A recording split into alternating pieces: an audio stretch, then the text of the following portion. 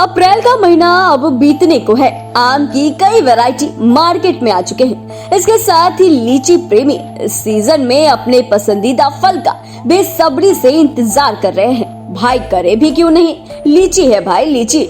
लोग जानना चाह रहे हैं कि आखिर मुजफ्फरपुर का शाही लीची इस साल मार्केट में कब आएगी। बिहार के मुजफ्फरपुर की शाही और चाइना लीची की मिठास कुछ ही दिनों में बिहार वासियों के साथ साथ देश विदेश के लोगों को भी मिलने वाली है। लीची की खेती करने वालों का कहना है कि अगर कुछ दिनों में फल पक जाएंगे, जिसके बाद उसे मार्केट में उतारा जाएगा।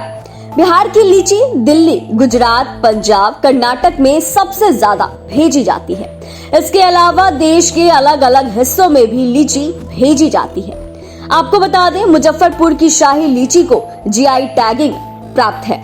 उम्मीद की जा रही है कि इस साल मई के दूसरे सप्ताह में मुजफ्फरपुर की शाही लीची बाजार में आ जाएगी। इसके बाद ट्रेन से दूसरे राज्यों में मुजफ्फरपुर की शाही लीची की खेप पहुंचाई जाएगी।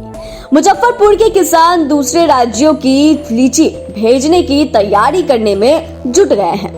यहाँ के किसान अब पटना, दरभंगा एयरपोर्ट से भी लीची की खेप भेजने के लिए बुकिंग शुरू कर चुके हैं। ट्रेन से भी दूसरे राज्यों में लीची की खेप भेजने के लिए बुकिंग शुरू हो गई है।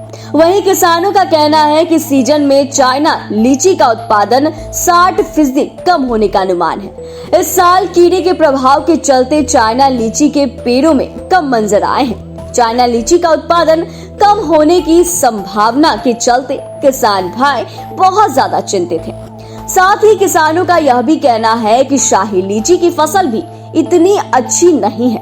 उम्मीद है कि पिछले साल की अपेक्षा शाही लीची की पैदावार इस साल 20% कम होगी। इस वजह से लीची के किसानों में थोड़ी मायूसी है। मुजफ्फरपुर की शाही लीची की मिठास बहुत ही अलग होती है। बड़े बड़े नेता, मंत्री, कलाकार के साथ साथ आम लोग भी इसके दीवाने हैं। मुजफ्फरपुर की शाही लीची की मिठास और कहीं नहीं मिलती है। शाही लीची की मिठास के साथ साथ अपनी कुछ उन्नत प्रभेद के कारण सबसे अलग होती है। शाही लीची दूसरी वैरायटी की तुलना में काफी गुद्देदार होता है। ऐसा स्वाद दूसरे प्रभेद नहीं मिलता। इस कारण दूसरे राज्यों में अत्यधिक डिमांड रहता है। मुजफ्फरपुर की शाही लीची और चाइना लीची की मांग ज्यादा रहता है।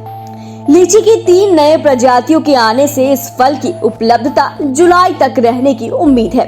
चाइना लीची 15 मई से 15 जून तक उपलब्ध हो पाता था, लेकिन अब और 3 प्रजातियों के कारण 15 दिन पहले लीची बाजार में उपलब्ध हो जाता है।